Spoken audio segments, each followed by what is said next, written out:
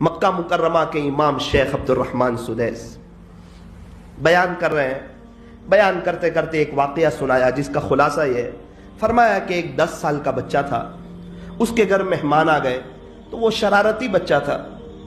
اس بچے نے کیا کیا, ماں نے جب سالن رکھا اس نے مٹی اٹھائی اور سالن میں ڈال. ہمارے یہاں کی ماں ہوتی تو بددعا دے دیتی, 1-2 تماچے لگا دیتی. فرمایا وہ ماں بھی عجیب ماں تھی. اس ماں نے اس وقت بددعا نہیں دی, اس 10 سال کے شرارتی بچے کو بددعا نہیں دی, اور بڑے پیار سے کہا بیٹا مہمان آ گئے, کھانا تیار تھا اور تو نے سالن میں مٹی ڈال کے پورا سالن ہی خراب کر دیا. چل جا, اس موقع پر بھی تیری ماں تجھے دعا دیتی ہے, انشاءاللہ اللہ تجھے حرم شریف کا امام بنائے. یہ کہہ کے بہت روئے اور کہنے لگے وہ شرارتی بچہ میں ہی تھا,